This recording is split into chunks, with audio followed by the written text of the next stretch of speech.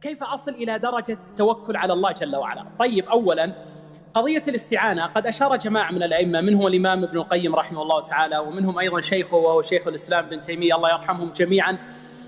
قد أشاروا جميعا إلى قضية مهمة جدا، وهي أن الاستعانة جزء من التوكل، بمعنى أن التوكل أعم والاستعانة جزء منها. فمن كان مستعينا بالله جل وعلا فهو من جملة المتوكلين على الله تبارك وتعالى. ابن القيم الله يرحمه في مدارج السالكين، في المدارج لما جاء إلى منزلة التوكل قال هي منزلة ما زالت معمورة بالسائرين، وليس أحد إلا وقد توكل على الله، الإنس والجن والمؤمن والكافر، حتى البهائم، حتى الوحوش والطيور والسباع، فليس أحد إلا وقد توكل على الله تبارك وتعالى، إما اختيارا وإما اضطرارا. القضية المهمة أيها الأحبة قبل الحديث عن التوكل على الله أن لا تجرب ربك، بمعنى أن يكون في قلبك صدق اللجأ إلى الله تبارك وتعالى، أن الله سيعطيك وسيهبك وسيدفع عنك ما أهمك وسيكفيك ما أحزنك، هذا قطعي. أن تثق بما عند الله أكثر مما تثق بما في تحت يدك. يا سلام، هذه مقام من العبودية وقطع العلائق عن الخلائق وعدم الاستشراف لما في أيدي الناس وتعلق القلب بالله تبارك وتعالى. أعطيكم موقف في تذكرة الحفاظ للإمام الذهبي رحمه الله تعالى، هذا الموقف العجيب جدا.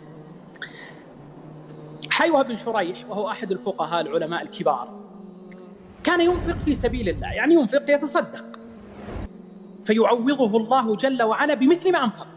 يعني قاعد يقدم مثلا 1000 ريال، الله يعطي 1000، يعوضه الله جل وعلا.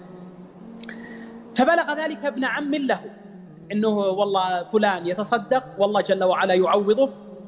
طيب الآن حصل على غنيمة الدنيا وغنيمة الآخرة، الله يعطي أجر ويعطي أجر الدنيا أيضا، وهو المال الذي سيعوضه به. فبلغ ذلك ابن عم له، فأصبح يصنع كما صنع من؟ حيوة. ولكن الله لا يعوضه. شوف إن الله لا ينظر إلى صوركم ولا إلى أشكالكم ولكن ينظر إلى قلوبكم وإلى أعمالكم. قلبك هو محل نظر الرب جل وعلا.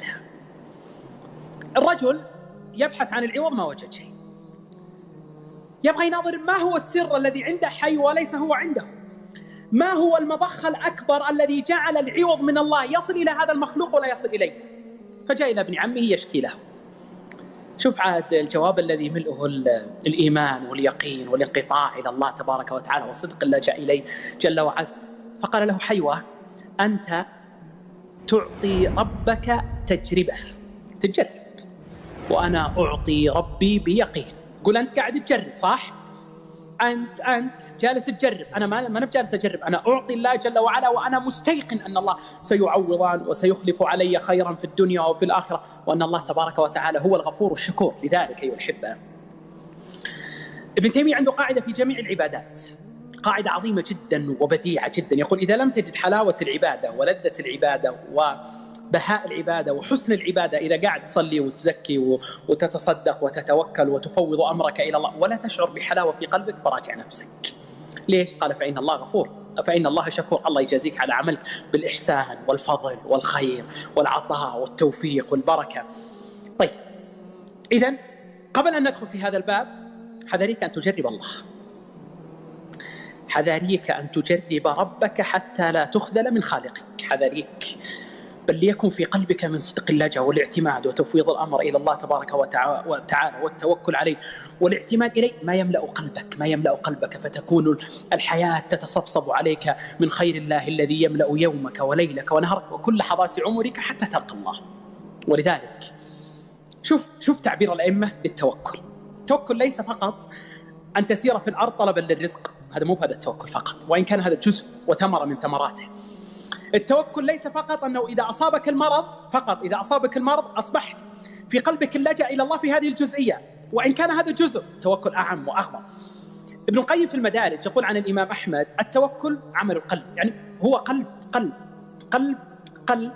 يطير إلى الله، هو قلب متعلق بالله غاية التعلق، حبا وتعظيما ورجاء وطمعا بما عند الله ورغبة ورهبة وسيرا إلى ربه وإقبالا على خالقه، هو قلب لا يرى إلا الله والدار الآخرة. ولذلك يقول الإمام أحمد قال هو عمل القلب، يعني ترى ليس التوكل أن تتحدث به في لسانك فحسب، وأن يقوم في جوارحك، لا، والتوكل ذلك الفقر، تلك العبادة التي أصبحت وضاءة ومشرقة، ذلك اللبوس الذي ألبسه الله فؤادك وأنت تطمع بما عند الله فيما تخاف وفيما ترجو وفيما تحب، وتستدفع بربك تبارك وتعالى فيما ترهب. يا سلام يا سلام على هذه المقامات التي يشعر العبد أنه يتوكل على الله جل وعلا في كل لحظات عمره. ولذلك في زاد المسير لابن الجوزي الله يرحمه يقول ابن عباس، شوف كيف يعرف التوكل. ابن عباس تتوقعون وش ابن عباس الذي علمه النبي أو الذي قال عنه النبي عليه الصلاة والسلام كما جاء في البخاري: اللهم علمه الكتاب، هذا ترجمان القرآن وحبر الأمة. كيف يعبر عن التوكل؟ ماذا يفهم ابن عباس من كونك أن تكون متوكلا على الله تبارك وتعالى؟ يقول ابن عباس تلك العبارة التي تكاد أن تضيء من غير زيت، قال: هي الثقة بالله. تدري معنى الثقة بالله؟ أتفقه ما معنى أن تكون واثقا بربك؟ أنعي ماذا يعني أن نكون متوكلون على الله جل وعلا؟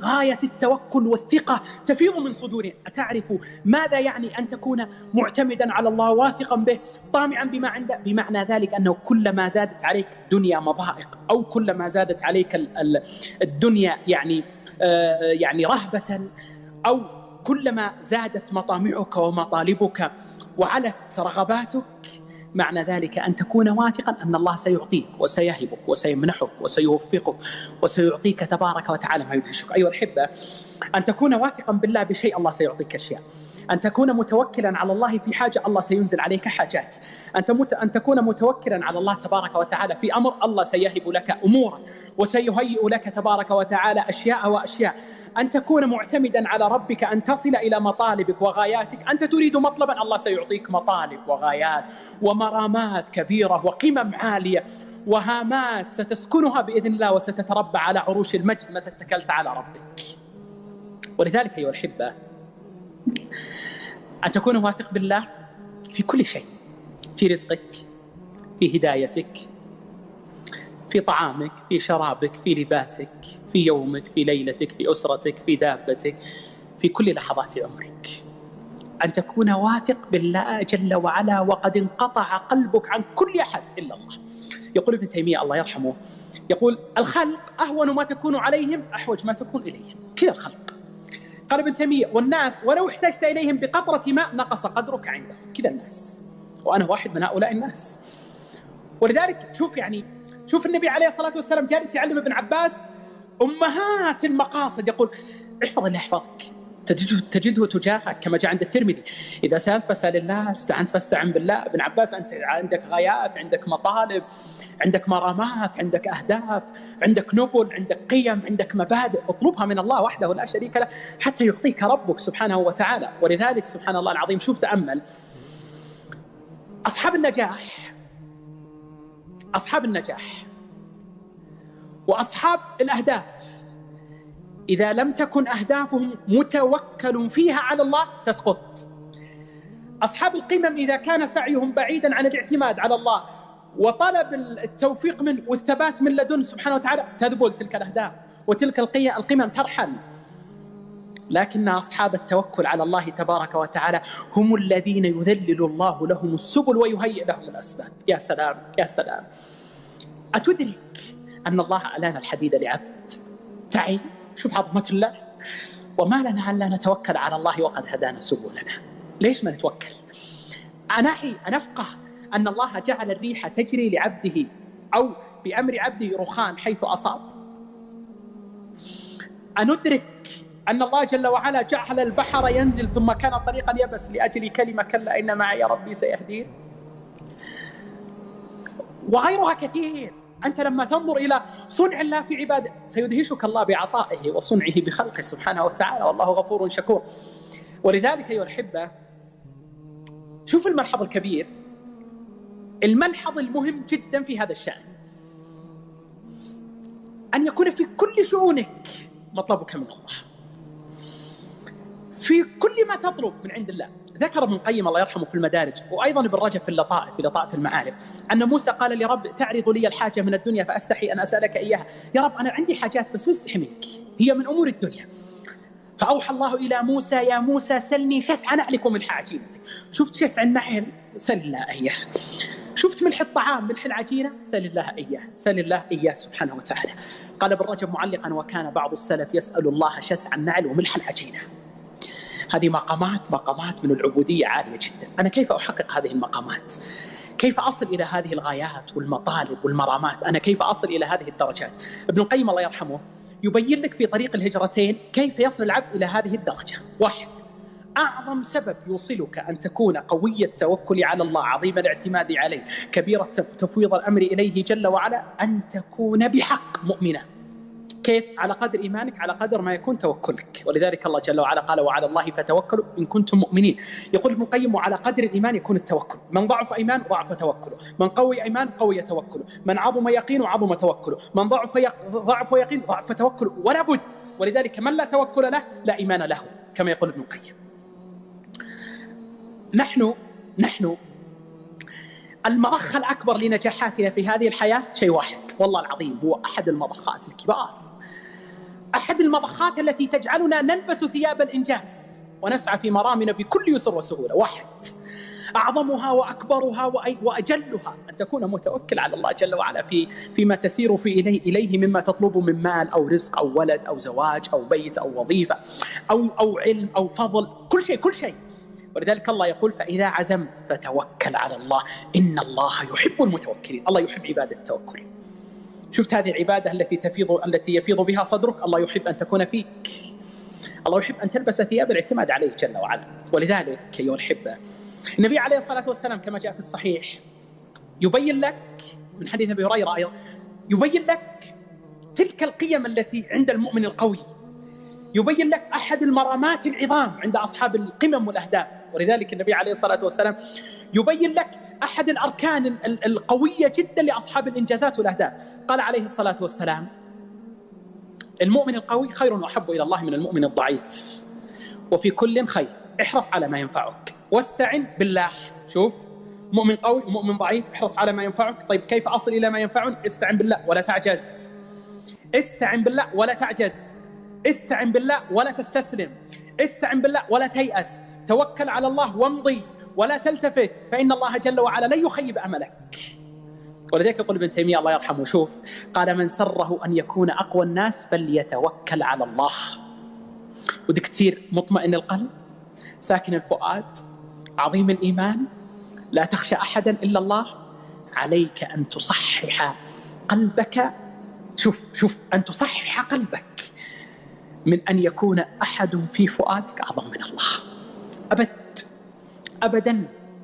ولذلك قال الإمام أحمد الله يرحمه: لو صححت لم تخف أحدا. يعني أنت إذا صححت قلبك فإنك لن تخاف ساحرا، ولن يرهبك كاهنا، ولن يؤذيك جان، ولن يتسلط عليك أحد حتى يأذن الله تبارك وتعالى، إما بعين أو سحر أو حسد.